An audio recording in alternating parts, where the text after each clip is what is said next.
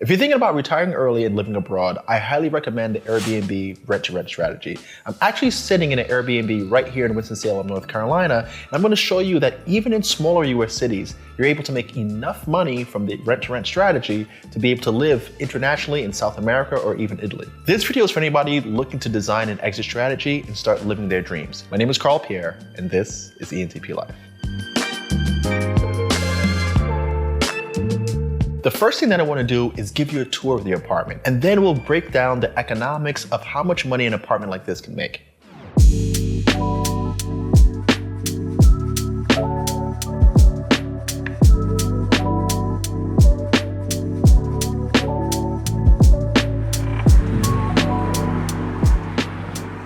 Normally when I travel, I like to stay in Airbnbs, mainly because they provide more comfort, more space when compared to a hotel. I like having my own kitchen, I like having a living area, and it's just a better experience overall. You don't have to deal with the front desk check-in or any of that. It's really like just checking into an apartment. The location of this place is really good because you have the art district over to our right and behind us, where there's a lot of little cafes, shops, bars, etc. And over in this direction is kind of like the classic financial center where the banks are. So I'm able to walk around, get to the office buildings, or get to the nightlife very easily. The funny thing about this area is that it used to be kind of sketchy, but over the years it's changed quite a bit. What we're gonna do is check out this warehouse conversion and show you exactly what they did and how they turned this old manufacturing building into a residential loft. Let's go.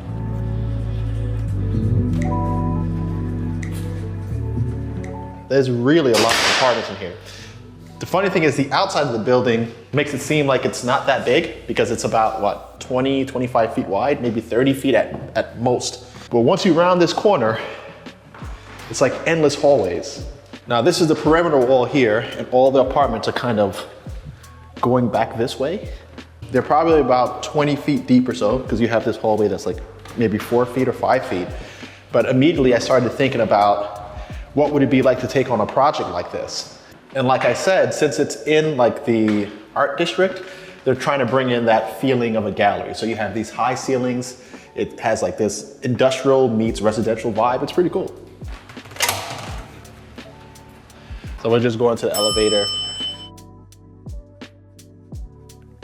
Right, you got apartments down this hall. There's about 1, 2, 3, 4, 5 apartments down this way.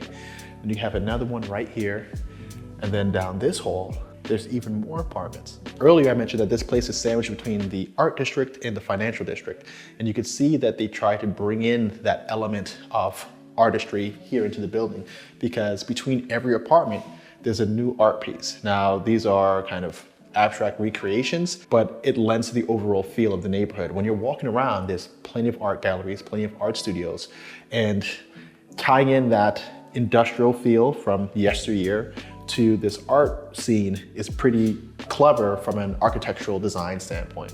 I like what they've done here. Throughout the halls, you just have these exposed pipes, which again is beneficial from a design standpoint, but it also makes it a lot cheaper because you don't have to do as much finish work. Usually you would try to hide that in traditional construction because you wouldn't want people to see pipes. But since this is a warehouse conversion, right? To leave it exposed kind of talks about what this building was before. So it's an easy way to get away with cheap construction without making it look bad, right? Having it unfinished. You have these exposed columns, which is, you have these exposed sections here that let you see exactly what the original design was. The funniest part of little savages. Finally at the apartment. The first thing I thought when I walked into this apartment was it has to be the last apartment on the top floor, which is probably the most or the least desirable apartment in the building if you think about it.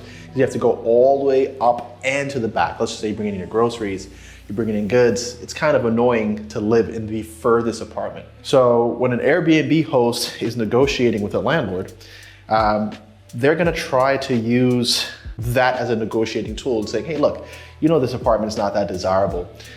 What we're gonna do as the host is that, one, the people who are visiting aren't gonna be as concerned with that. This is typically gonna be a high turnover type of apartment if it were rented to the public. But guests are just gonna deal with it because they're only here for a short time. That's one thing that you would tell the landlords to say, hey, look, give it to me.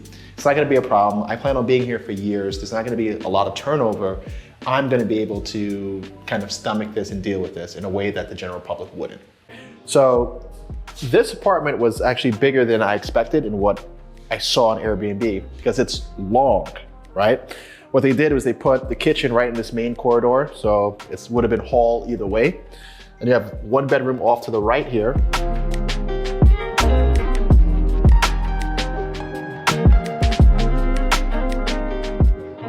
And a second bedroom. Now, each bedroom has its own in-suite bathroom. So there isn't a common bathroom, which is kind of strange because let's just say that this were your apartment. You probably would want to have one, at least half bathroom for guests, right? You wouldn't want guests walking through your bedroom to get to the bathroom. But since this is a short-term rental, not really much of a problem, right? Because if people are staying here as groups, they're gonna either be family or they're gonna have their own room and use the bathroom for themselves. It's not a big issue, but that's something that you would probably design out if this was going to be a long-term rental. Like you would want to have a bathroom in a common area. There just isn't one here. And then finally at the end where there are windows is the living space. Now, another thing that's weird about this particular unit, which is why I think it ended up getting leased on Airbnb, is there are no windows in the bedrooms, which is typically unusual, right? Usually there's going to be a window in a bedroom. Even by code, it has to be done that way. Now, the bedrooms do have like vents and an HVAC system, and that might be a way around it as far as like the building department is concerned. But these are the only two windows in the house. Again, this lets me believe that this is not so desirable as an apartment and why the landlord might be really open to working with hosts. And that's how you have to think of it when you're a host. What can I do to negotiate to get something in my favor? What could I point out that the landlord may also be thinking? One important thing for us to talk about is how much does it cost to actually set up an apartment like this? And I want to start kind of talking about the setup and the furniture. The setup is pretty basic, functional, but I also know it's inexpensive since I do set up these apartments, right? Now, I know how much these things cost, and I'm gonna try to break it down. A table like this might cost $200 or less, right? It shouldn't be more than that. The 6 chairs, that set might be a set of 4 plus a set of 2, depending how they do it. But I could find things like this on Wayfair or Amazon for like $200 for a set of 4, or like 2 chairs for like $120 or $129. So for 6 chairs and this table, I'd estimate it's gonna be roughly $500 for this little dining set, maybe even less if it was sold as a package. That desk there, I believe is like $79.99 on Wayfair. The chair is about another $100. So let's just say the desk and chair is $200. That takes us to $700. The couch is probably $500. Side chair like another $150. So that's $1,350 between those, right? So just keep the numbers going with me. Coffee table, I like it. I think something like that might cost closer to $200 to $300, but I haven't seen it before, but just based on the look and the quality, it's kind of heavy. I would say it's about that much. So that takes us to around $1,700. The TV is maybe $300, $400. That's $2,000.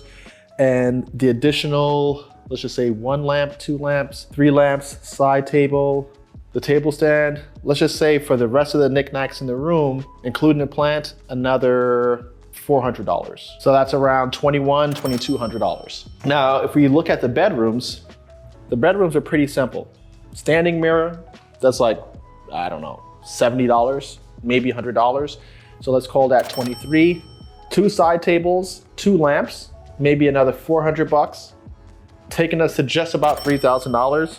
This bed, the bed frame, I guarantee is less than $150. It's a queen size bed. The mattress itself is kind of like the foam mattresses. Those are about $400, so for the bed is $600. Now we're gonna just double that for the other bedroom because it's pretty much the same setup.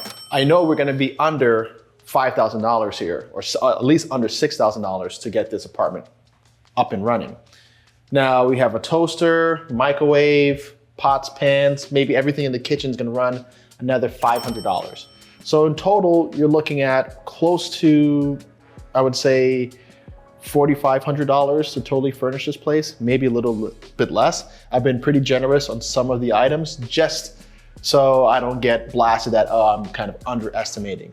But in reality, when I set up a studio apartment or a 1-bedroom apartment, it's usually about $3,000, $2,000 to $3,000 in furnishing, depending on what I spend on. So the first thing that I did was Google the address of where I'm staying, which is 511 North Cherry Street in Winston-Salem, okay? So I wanna know what the apartments in this loft conversion are renting for.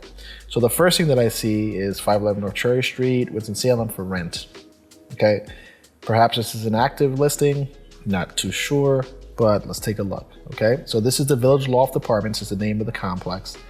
These are 2-bedroom, 2-bath, 800 square feet for $1,370, okay?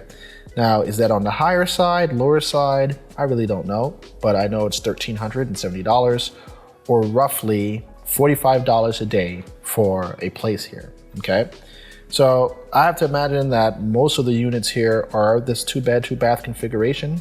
Let's see if there's any other listings. According to Realtor, the apartments in this building range from $1,100 to $1,600 per month, from studio size to 2-bedroom and larger 2-bedrooms, okay? Now, they got multiple listings on here that kind of show the history. So this apartment, 2-bed, 2-bath, 876 square feet, is available as of March 17th for $1,370. So this one is coming due, okay? This listing right here. So that shows us that this is the current modern market price for this property. So $1,370, $45 a day. Now let's go to Airbnb and check out how much I paid for this apartment and try to get a sense of how many days per month is this apartment typically rented, so we could see exactly how much money is going to be made on an apartment just like this. So checking out this listing, this is the apartment that we're in, obviously. This living room doesn't quite look like how it's currently set up. Maybe they rearranged it over time, but who knows. But let's look at this cost here. So let's see the receipt. So this was renting for $119 a night, and we booked it for 5 nights. So in our stay, they're generating $850. So 1 week almost pays off the rent.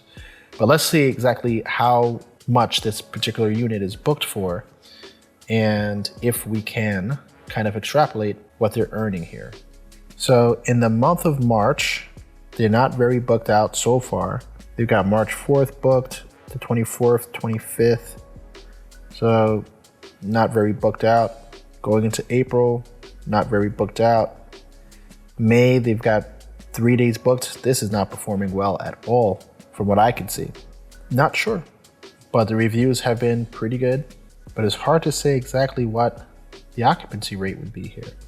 Now, if you were to check out other software like AirDNA, you'll get a sense of what the booking rate is. But I think it would be safe to say that they might be able to book up 60% of the month, regardless of what the evidence shows. But if not, they would be losing so much money that they wouldn't have multiple apartments in this building. This organization, CASA, has about 5 or 6 apartments in the same building, which signals to me that they must be making money here. Otherwise, they would be out. So if we did 60% occupancy rate, that's kind of on the low end. Times 30, that's 13 days. That's 18 days times 120 a night. This generates $2,160 in rental fees.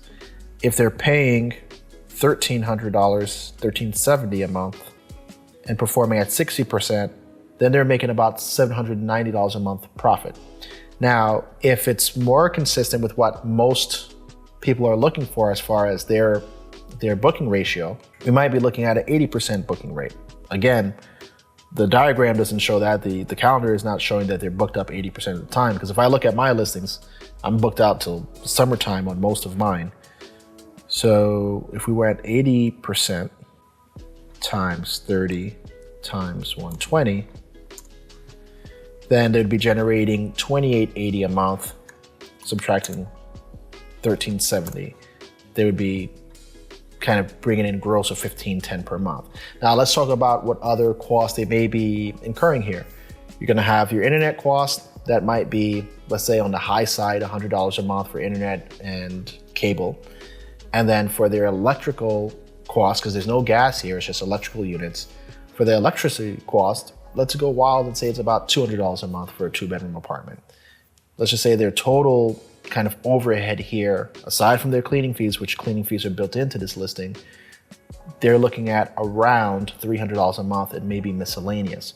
So if you look at that 60% occupancy rate that they were making about $800, you're seeing that they're making about $500 to $1,200 on this property per month, assuming 60% to 80%. Now, if you had 2 apartments like this, right, how much would it cost you to put together? Now, one apartment like this, 2 beds and just like a living room area, I don't think will cost more than $3,000 to furnish. A bedroom is going to cost roughly about $800 to furnish. That's with a bed frame, some nightstands, hangers, that sort of thing. So right there, if there's 2 bedrooms, you're at $1,600. The rest is going to go to your kitchen appliances, not the appliances themselves, but like your cookware, your plates, a TV, maybe that's $400. A couch is another $400 or so. Roughly about $3,000 to furnish an apartment like this. Their assumption cost, right, to actually take over a property is going to be 1 month security, first month's rent. Let's call that $2,800 at the $1,400 price point. So to get this apartment up and running, conservatively speaking, is going to be around $6,000. So for a $6,000 investment, you would see on the low end, $500 a month, $6,000 a year. You'll return your initial investment in 1 year. Anything above that will be 100% profit from that point. But you could see that you're whipping off close to 12% a month on your initial investment. So it's these sort of properties that I think offer some opportunity. Obviously, I would want to do a little more research on what their true occupancy rate is to be able to give a better figure. But just using the same assumptions that would exist in any short-term rental market, you see that this is something that can generate money. I hope you learned enough to give this a try. If you want to learn more about investing in real estate, I highly recommend going over to entplife.com and checking out my program, Killing the American Dream. I show you how to invest in 1 to 4 family real estate the way that I did. In fact, if you want to invest alongside me, I recommend that you email me at invest@entplife.com and I can get you more information on some of the projects that I'm working on so that you can have a little bit of hand-holding and shared risk in investing in these sort of investments. Now, if you want to see some other properties that I've done, check out this project right here where I'm making an average of $1,000 per unit renting out on Airbnb.